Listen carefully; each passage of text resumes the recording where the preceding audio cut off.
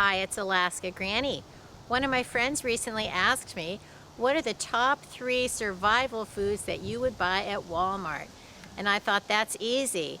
The very first one, of course, would be rice. Rice is versatile, it's cheap. Rice actually swells up 3 times its size while you're cooking it, and so you are gaining a lot of bulk in your food. It doesn't have a lot of flavor, just try eating a rice cake, but you can add all kinds of broths, seasonings, and other ingredients to make rice delicious. It's practically the cheapest food that you can buy. You can find it in small bags, giant bags, and rice can last for years and years. The thing to know about rice, though, is that it can have bugs in it. So when you bring home your rice, you want to put it into the freezer and leave it there for several days so that it kills any bugs or eggs that are in it. Then you want to take it out of the freezer and allow it to come back up to room temperature. And you want to leave that for several days because you don't want any condensation. Then if you're concerned about it, it's a great idea to freeze and thaw it again, because sometimes the initial freezing won't kill the eggs, and if you freeze it again, then that takes care of any additional eggs that have hatched after it thawed. Rice is full of dense carbs that really can fill you up and give you energy. That's why it's a popular food all over the world. The way to help rice last the longest in your food storage is to store it in a cool, dry, dark environment. You want to seal it the best way that you can out of the oxygen. Oxygen is an enemy of food storage that allows food to deteriorate. So whether you put it in clean canning jars and you seal it up tight, you store it in Mylar bags, you put it in 5-gallon buckets, whether you're using oxygen absorbers or a food vacuum like a food saver, you want to get as much of the air out as possible, and you want to store it airtight and cool and dry. The cooler that you store your food, the longer that it lasts. It's best if you can store your food below 70 degrees. The next best survival food from Walmart would be beans. Beans are found all over the world. They're in all kinds of cuisines, made into everything from hummus to refried beans. You can choose one huge bag of one variety of beans or get many small bags for a variety of flavors. What you want to do is store foods that you are willing to eat. The combination of rice and beans is a complete protein. They're very versatile, they're flavorful, they really fill you up, and they're nutritious. So whether you choose to buy one big bag or many small bags of beans, you need to store them properly for them to last. Store your beans just like your rice. You want them airtight. The more oxygen you remove, the longer that they last. You can put them in canning jars, you can store them in Mylar bags, you can seal them up in buckets. You can use oxygen absorbers. You can use a food saver vacuum sealer. There's no one right way to store food, so don't get hung up on this is the best, the only way. There are many ways. Some, yes, work better than others, but the whole point is that you get as much food as possible and you store it the best that you can. If you can't find things like Mylar bags or oxygen absorbers, you still need to get the food that you can. And as you can get more supplies, you can always go back and repackage your food to last longer.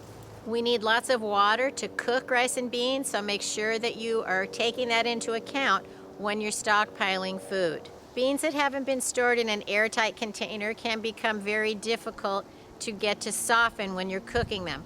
Remember, beans need water and time. But if your beans are very old, you can try sprinkling a half a teaspoon of baking soda into the water when you're soaking it. That can help soften your beans. Beans can also be ground up into flour and used in other recipes that way. Beans can also be sprouted, which adds a fresh form of food to your food storage capabilities. The next best survival food from Walmart is honey. Generally, we want the most local, organically produced honey as possible. And a lot of times you can find local products in your local stores, but you need to look through the containers. You want honey that's sourced from the United States. Don't buy honey that's sourced overseas. A lot of times it's raised with pesticides. It may have been overly processed. It may have additives and not be pure. So get honey as close to the source as you can, the most natural honey possible. Honey is the most stable natural food that you can find. It can be stored indefinitely, but you have to keep it out of the air and out of the light. You want to store your honey in a glass container. Even if you buy it in plastic, bring it home, put it into a clean canning jar. Then you need to store honey away from the light. Light causes your honey to deteriorate. Honey is a natural sweetener. It provides a lot of energy. It also has some health benefits. You can use it to soothe a sore throat. You can use it to calm a cough. You can apply it to a wound. It has antiseptic properties. Take a spoonful for some quick energy and to help you feel better.